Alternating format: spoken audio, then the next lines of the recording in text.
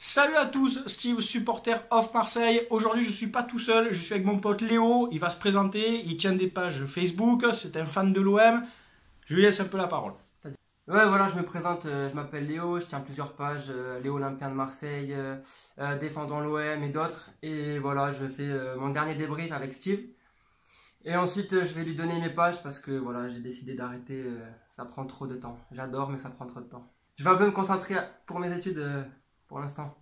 Bah voilà, Léo c'est un bon gars, c'est un bon supporter. Je vous invite à aller voir quand même quelques-unes de ses vidéos sur sa chaîne YouTube ou sur sa page Facebook. Voilà, c'est quelqu'un qui a toujours des avis assez pertinents.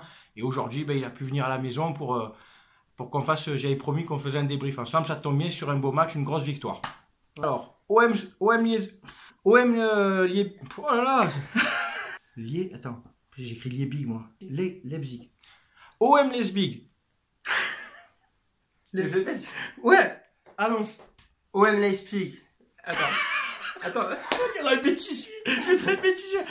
OM Leipzig. Quart de finale, retour d'Europa League. C'est parti.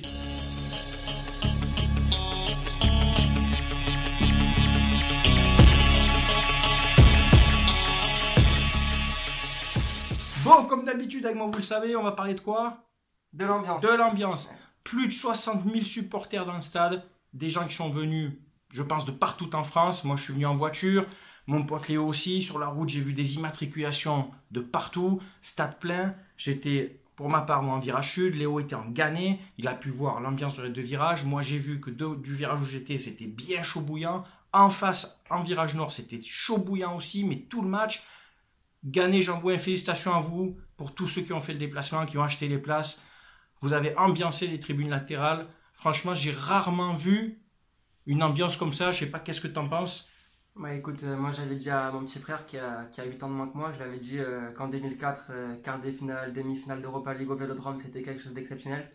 Même si je n'y avais pas été, j'avais pas pu, j'étais trop petit, mais j'avais vu les vidéos et j'ai dit à mon frère et à ma mère et à mes deux frères, je leur ai dit, là, on peut pas passer à côté de ce match, ça va être le bordel partout. Alors, je suis allé en gagner parce que voilà, ma mère, elle se sentait pas trop dans le virage, mais c'était virage partout, quoi. C'était virage partout. On a passé en gagner le match debout. C'était ambiance virage. Ah ben, on vous a vu sauter, nous, des virages, on a vu Gannet, Jambouin. C'était les quatre tribunes, c'était la folie. Ils reprenaient même aux armes. J'avais jamais vu le Vélodrome autant en fusion, pourtant j'ai fait des Marseille-Lyon, des Marseille-Paris.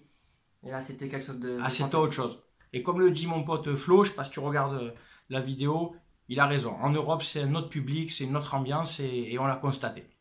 Je voudrais, avant de commencer, donc j'ai promis que je faisais des dédicaces. D'abord, je vais remercier la personne, elle se reconnaîtra, qui m'a vendu la place, en virage à un prix très correct, qui n'a pas abusé comme certains. Donc voilà, elle se reconnaîtra. Merci beaucoup, j'ai pu, grâce à toi, aller en virage. Je fais la dédicace à tous les potos que j'ai retrouvés, les amis d'enfance, Vivian, Flo, Francis, Jérôme, Sébastien, Jérémy. Il y avait Poppers, un pote à eux. Enfin voilà, j'ai passé la soirée avec eux. Voilà, bis à tous les gars. Bis à Bilal, j'avais promis, Daoutochi, à tous ceux qui me suivent depuis la Suisse. Voilà, j'avais promis que je vous faisais la dédicace aussi. Et puis si j'ai oublié quelqu'un, je suis désolé, mais vous étiez nombreux à me demander. Mais voilà, j'espère que j'ai oublié personne. On va passer au principal de ce débrief. Le jeu, la compo, Pelé dans les buts. Pelé... Heureusement qu'il nous sauve à la fin. Heureusement que nous sommes à la fin. Mais on a fêté son arrêt comme un but. C'est ça. Ma mère, je n'ai pas reconnu ma mère, je te jure. Tellement en fait, il nous rassure pas. Il était là comme une dingue. Putain, il a arrêté. Quand il fait un arrêt, on dirait qu'il te fait gagner la Coupe d'Europe, le mec. Non, en fait, il a juste fait son boulot. Sur la frappe de Augustin, on en reviendra après, je le trouve un peu limite. Sur le premier but, bon, il peut pas faire grand chose, mais bon, prise aérienne, ça va. Après, c'est pas tellement rassurant sur les relances au pied. Ce serait bien qu'il retrouve vite son niveau de l'an dernier qu'il a eu quand même. Parce que l'an dernier... en accumulant les matchs alors. L'an dernier, à part 2-3 boulettes, notamment une contre l'Orient, je me rappelle, il avait fait quand même pas mal de belles parades. Ah, puis on avait retrouvé le Yohan Pelé qui a failli être en équipe de France il y a quelques années avant ses problèmes de santé. Là. C'est vrai. Ce serait bien qu'il retrouve vite son niveau. Parce que, surtout pour les demi-finales. Voilà, je pense que c'est une chance qu'on ait tiré Salzbourg en demi-finale, pardon. Parce que c'était l'équipe à mon sens, la plus prenable avec Yohan Pelé dans les buts. Avec Yohan Pelé, voilà. Il faut voir le critère maintenant comme ça. Il y a Yohan Pelé dans les buts. Non, mais voilà. Et en espérant, si on se qualifie, parce qu'il faut se méfier de Salzbourg, si on se qualifie, en espérant que Mandanda revienne, Parce que là... Un mandant en finale qui va revenir, voilà, qui peut... En fait, les finales, bon, il faut les jouer pour les gagner, il faudra des gros matchs. Bon, on n'est pas encore là, mais on en reparlera. On a envie d'espérer quand même. Il faut espérer, mais quand on est en demi-finale, ce serait con de louper l'avant-dernière match. Moi qui étais obsédé par finir 3ème pour faire chier Lyon, pour qu'on touche tous les sous de la Ligue des Champions, qu'on fasse un mercato de fou, à la limite je m'en fous des championnats. C'est ça, si on finit 4ème, mais qu'on tape l'Europa League dans ton stade Parc OL, Groupama des Lumières, en fait, je sais pas, trouve un nom, donne un nom définitif. Avec la Wi-Fi. C'est plus un stade, c'est un théâtre, ton machin, Jean-Mimi. Mets-toi d'accord quand même. Là, le théâtre, si jamais on y va, on va le retourner. Hein. Il n'est pas adapté ton stade pour des ambiances chaudes. Il faudra que tu fasses des travaux. Bon, le jeu, donc la compo, c'était un 3-5-2 qui s'est transformé des fois en 5-3-2. Donc c'était Gustavo, Camara, Sakai en défense centrale. Amavi à gauche, Sarr à droite. Pour moi, Sarr a fait une grosse demi-heure dans l'intensité, dans la précision des passes, dans la récupération de ballon. Il met son but avec plein d'abnégation, plein de peps et d'explosivité. Mais c'est le Bounassar de Metz. C'est le Bounassar de 2 mètres. Alors c'est vrai qu'il n'était pas trop connu, mais que Bielsa avait repéré. Voilà, un Bounassar qui prend de vitesse, qui malgré son petit gabarit qui en impose. Il se blesse, c'est vraiment dommage parce qu'il ne mérite pas. Il faisait vraiment un top match. Je suis vraiment content de sa performance. Il est sorti sous les applaudissements. Bravo à toi, Bouna. Remplacé par Adil Rami, j'étais surpris. Ouais, pas toi, moi je pensais pas que je savais même pas qu'il y avait Rami sur le banc. De loin, j'ai vu, mais c'est Rami. De toute façon, à part Mitroglou, il y avait un autre barbu, c'était que lui. Il va pas remplacer un ailier droit. Est-ce qu'il jouait les droits, ça, hier? Alors, après, ils ont bougé Sakai. Ils ont mis Sakai à droite. Un pari gagnant, moi j'aurais plus imaginé Ocampos qui rentre pour remplacer ça. Mais quand j'ai vu Rami, j'ai halluciné. Je me suis dit, c'est pour qu'il se reblesse.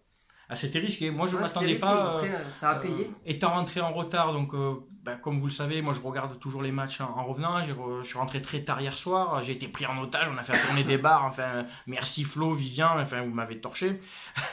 On est rentré tard, donc j'ai regardé une bonne partie du match ce matin. Et effectivement, parce que nous on est rentré dans le stade, il y avait déjà 1-1. Je vous dis, on a loupé les 10 premières minutes quasiment. J'ai tout vu. J'arrive en avance. Moi. Voilà, ça c'est vrai ça. Donc c'est vrai que Rami, j'ai pas regardé la compo, j'étais pas sur mon téléphone, on était à l'apéro, franchement j'ai tout mis de côté, les réseaux sociaux, tout, là j'étais avec les potes, à un moment il faut un peu décrocher aussi, tu es dans le réel quoi, tu fais un apéro, voilà, on était au terminus pour ceux qui connaissent. Et donc quand j'ai vu rentrer Rami, j'ai dit bon on va jouer à 4 derrière, c'est Gustavo qui va remonter, en fait non, on est resté à 3 derrière, et c'était costaud d'ailleurs. Hein. Sakai a basculé à droite, Amavi a gardé son poste, un Amavi qui n'a pas trop apporté offensivement je trouve, mais il y avait peut-être des consignes. Et le jeu est beaucoup passé par la droite avec Sakai, notamment Thauvin un petit peu, et beaucoup Payet qui était à l'organisation. Payet. Ouais, Payet, c'est le Payet qui vaut 30 millions, ça. Voilà.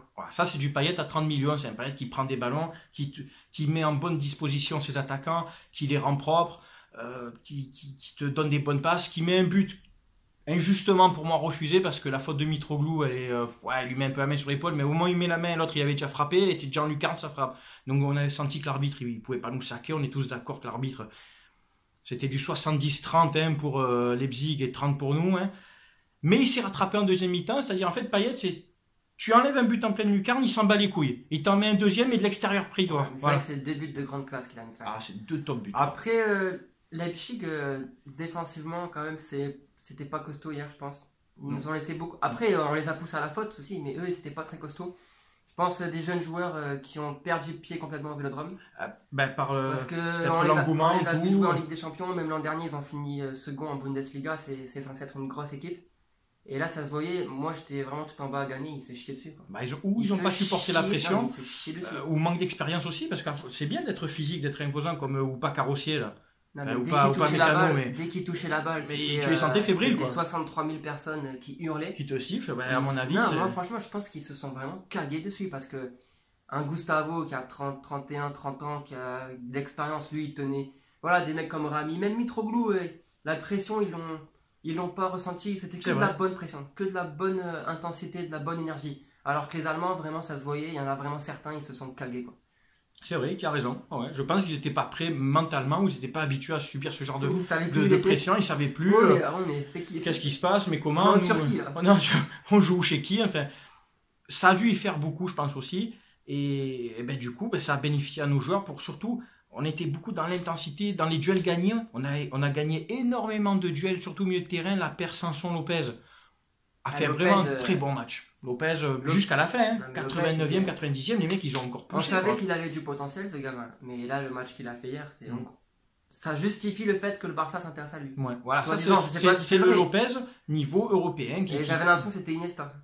Il y avait un peu de... Toute proportion gardée, ouais, il y avait un peu du Iniesta. Il y avait hier, un peu du... je ne dis pas qu'il fera ça à tous les matchs, mais hier, c'était niveau Iniesta.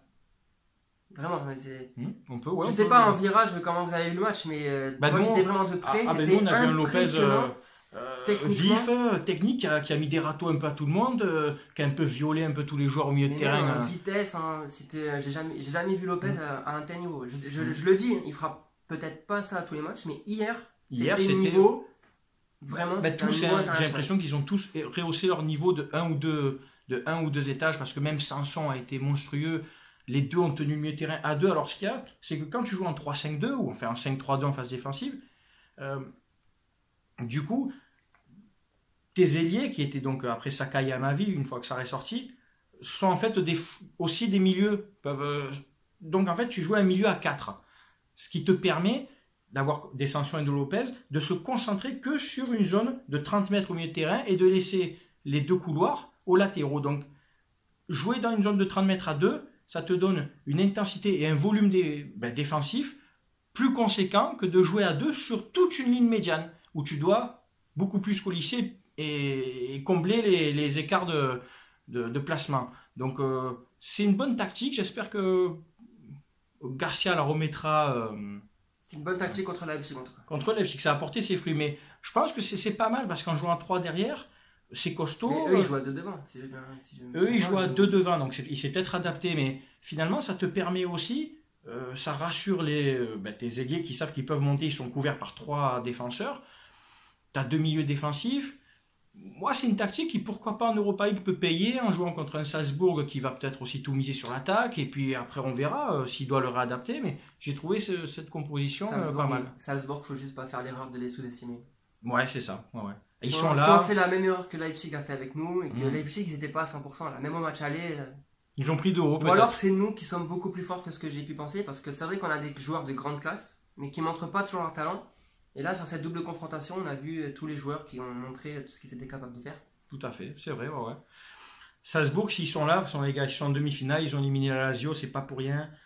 En phase de groupe, bon, même si c'était... Ils nous ont battus en phase de groupe, il ne faut pas l'oublier quand même. Bon, c'était un match un peu particulier, où souvent il y a un peu à l'économie. On était l'équipe B, l'équipe semi-B. On pire chez eux 1-0, mais sans trop forcer. Chez nous, on a gratté le match nul. Mais voilà, ils sont là quand même, ils ont passé 3 tours. De toute façon, ils sont en demi-finale, ils ne nous feront pas de cadeau, pour eux, ils voudront aller au bout. Mais de toute façon, Red Bull donne des ailes. Donc, on a des ailes pour aller en demi-finale, on va taper Salzbourg parce que c'est comme ça, et on ira en finale. Voilà, c'est comme ça. Après, le match des joueurs offensifs. Donc, on a eu Thauvin qui a mis un beau but sur un coup franc. Après, c'est pas le grand Thauvin qu'on connaît. Alors, certes, oui, il était dans l'engouement aussi, il était dans toute cette dynamique du bon match, mais... Je sais pas ce que t'en penses, c'est pas non plus, il n'a pas apporté plus qu'un autre, quoi. Il revient de blessure. Après, je pense qu'il a tellement donné pendant 6 mois sans jamais être beaucoup remplacé que là, il pique un peu du nez. Ouais, il accuse un peu le coup. Ouais, il accuse le coup. De toute façon, moi, j'ai rarement vu des joueurs admettre en conférence de presse qu'ils étaient fatigués. Lui, il l'a dit plusieurs fois. Ouais, il le reconnaît. Je suis fatigué, j'ai besoin de repos et tout. Mais c'est peut-être un message un peu pour dire au coach. Après, voilà, là, il a eu 1 mois pour se reposer parce qu'en équipe de France, il était blessé et tout. Ça ne m'étonnerait pas qu'on retrouve un Thauvin de début de saison. Ouais, ça va revenir en géant. Peut-être que c'est bien qu'il ait eu un peu ce coup d'arrêt forcé, comme tu dis, à force d'accumuler. Même Rami, à mon avis. Ça y a fait du bien aussi, peut-être. Et on enchaîne la dernière ligne droite. Il reste quoi, 6 matchs de championnat et donc minimum 2 matchs de coupe. C'est 8 gros matchs, quoi, où il va falloir jouer à l'économie en championnat et sans lâcher les matchs. Mais maintenant, et tout miser sur la coupe. Maintenant, on sait qu'on peut compter sur Camara. Et on a ce Camara, bien sûr. Après, si j'ai regardé tes vidéos, tu engueulais Rudy Garcia de ne pas avoir joué Camara. Je suis d'accord avec toi. Mais après, est-ce qu'il y a 3-4 mois, il était encore prêt, le gars, le jeune? Je sais pas. Après, peut-être pas prêt pour jouer l'Europa League, mais un prêt match pour jouer contre Dijon. Le retour contre Braga, on avait 3 buts d'avance. Largement. Tu fais pas jouer Camara là, tu ne joues jamais. Et même Bedjimo, il sert à quoi, Bedjimo? Mais même en Coupe de France, on a joué des matchs contre Épinal et Jancé et Bourg-Péronas, enfin il aurait dû jouer, il aurait dû prendre un peu de temps de jeu. J'ai vraiment hâte. Bedjimo, c'est quand qu'il finit son contrat? Encore 1 an. Alors lui, juin 2019, Bedimo. Pendant encore un an, encore un an, son salaire, on va encore avoir, ça prend une place. Ça prend une place. Putain, et puis lui, lui. Il partira pas si l'OM, de ce que j'ai compris, c'est ok, je pars, en gros, mais donnez-moi tous les salaires restants dus. Et il fera pas de cadeau. Il fera pas comme Fanny qui est parti un peu comme. Il a pas de figure, ce mec. En partant, bon, on s'arrange. Non, Bedimo, il a pas de figure, il a un contrat. En même temps, je me mets à sa place. Hein, il prend 150 000 € par mois, encore pendant un an. À part de s'arranger en disant on te donne 8 mois de salaire, il peut partir ailleurs, prendre un beau contrat exotique en Chine ou je sais pas où. Et encore que je pense ce genre de mec que je vois pas aller là-bas parce qu'il a l'air de s'en battre les couilles maintenant. Puis il a plus le niveau, il a plus rien quoi. Mais bon, on va se tirer encore des joueurs comme ça quoi. Le match de Mitroglou. Alors, il va y avoir débat et polémique. Nous, on en a parlé avant, on s'est mis d'accord. Certes, il a pas marqué. Pourtant, il a eu 2 belles occasions quand même. Ah non, c'est un contre son camp.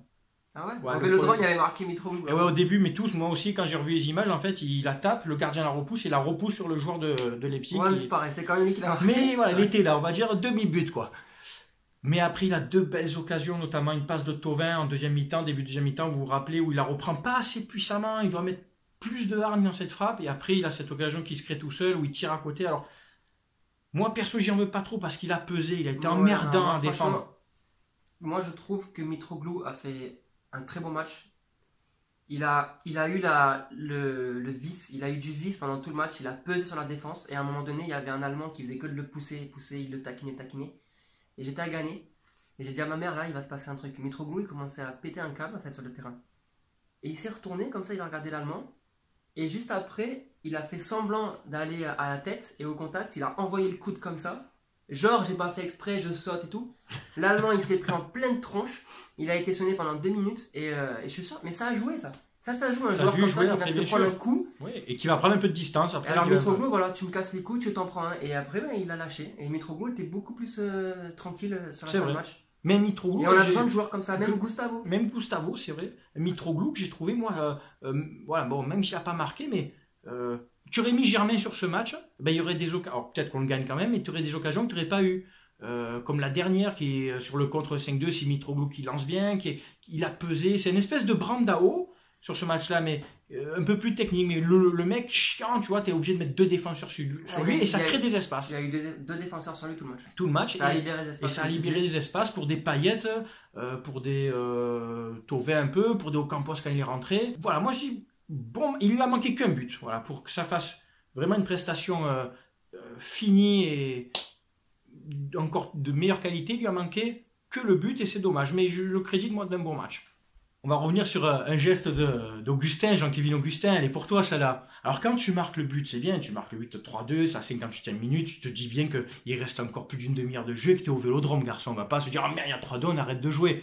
Donc quand tu fais ton geste de merde, parce que Paris n'a plus voulu de toi, Paris t'a dégagé, t'as prêté donc dans un club du fin fond de l'Allemagne et que tu fais ton geste débile, ben, je vous mets en référence ce qu'a fait Romain Canouti et un petit extrait de Denis Balbir. Jean-Kévin, qu'est-ce que c'est que cette célébration? Ça n'a pas servi de leçon, Kurzawa? Tu sais pas? C'est pas bien, faut pas faire ça. Au final, vous êtes éliminés, c'est comme avec Di Maria. Eh ouais, désolé. Je suis bien content pour ces PD là, arrogants là, au match aller, là, comme ils étaient sûrs de gagner. Là. Donc voilà, donc Romain Canouti te l'a dit, c'est pas bien de faire ça. Tu fais du Kurzawa, tu vois, non, en plus tu t'es ridiculisé. Augustin, tu as le syndrome PSG, mec, c'est-à-dire l'arrogance, l'insolence et surtout ben, t'es comme Paris, tu passes pas les quarts de finale, mec. Tu vois, t'es estampillé Paris, donc toute ta vie, tu seras bloqué en quart de finale. Donc nous, on te fait tous un chute maintenant, parce que nous, on va jouer encore en demi-finale, puis toi, tu joueras le milieu de tableau en Allemagne. Hein, mais après, tu manques quand même. Genre, Paris, ils ont déjà passé les quarts de finale. En Coupe de la Ligue. En Coupe de la Ligue. C'est vrai. C'est pas la LDC, c'est la CDL. Et oui, il faut lire de droite à gauche. Oui, Nasser. Mais d'ailleurs, en parlant de Paris, je les vois déjà arriver et on en a déjà parlé sur nos pages respectives. Ils vont dire ouais, c'est que l'Europa League. Ah, c'est que l'Europa League. C'est que l'Europa League, c'est que Atletico Bilbao, c'est que là, si on passe Salzbourg, ils vont encore dire c'est que Salzbourg. Et comme tu dis, en 2011, avec 120 millions d'euros investis, et du coup, ils avaient qui dans leur pool, après avoir investi 120 millions d'euros, ils avaient Salzbourg, Bilbao, Athletic Bilbao. Et ils ont fini, et la quatrième, je sais plus, ils ont fini troisième. Ils ont fini troisième derrière Athletic Bilbao et Salzbourg. Donc eux... Première campagne d'Europa League sous Air Qatari, voilà. Sous 120 millions, tu sors pas des poules. pas des poules. T'avais déjà en 2011, t'avais montré à toute l'Europe que t'étais là pour donner ton cul. Pour donner ton cul. Voilà. Nous, première année de McCourt en Europa League, demi-finale. Après, l'ADN Europe, tu l'as ou tu l'as pas. Voilà. C'est Eux, ils ça. ont l'ADN Coupe de la Ligue en ce moment. Ah non, il n'y a pas de respect problème. pour leurs 5 Coupes de la Ligue d'affilée. Ah ouais, c'est respect, c'est votre truc à vous, c'est la CDL, elle est à vous. Eux, ils s'en foutent de la Ligue des Champions, c'est pour eux. Mais non, mais c'est ça, les mecs, ils viennent à Paris, Ça sert à quoi la Ligue des Champions, sérieux? Ça sert à rien, c'est la coupe à moustache en fait, c'est la coupe que tu joues, que tu gagnes vers mi-mars, tu vois, c'est le prestige de cette coupe qui passe sur France 3, tu vois. Neymar, il a dit quand il arrive à Paris. Je viens pour gagner la coupe. La CDL, c'est le jeudi soir, c'est quand? C'est le samedi soir. Mais bien sûr, mais c'est ça ton palmarès, c'est la CDL, c'est des coupes de France, c'est des trophées des champions. J'ai pas envie de parler d'eux, mais j'ai vu hier sur les réseaux sociaux, ouais les gars, on leur explique que c'est que l'Europa League. Mais eux, quand ils l'ont fait... Et quand ils l'ont fait, la dernière Europa voilà. League, c'était Mais 0. Europa League, Ligue des Champions, n'importe quelle compétition, eh ben, Tu te dois de la jouer. Vous êtes là Alors, pour donner votre cul. Si on est éliminé, vous serez foutu de notre gueule. Là, on passe, vous foutez notre gueule. Bientôt, s'il faut, je touche du bois, on va la gagner. Vous allez dire, ouais, vous avez gagné une Europa League. Ah ben, excuse-moi de la tenter, quoi. Donc voilà, il n'y a pas à débattre avec ces gens-là qui sont de mauvaise foi, qui sont médisants, qui sont rageux. Nous, on est là, dernier club français en Coupe d'Europe engagé. On vous ramène des points à l'indice UEFA, chose que les autres clubs n'ont pas fait.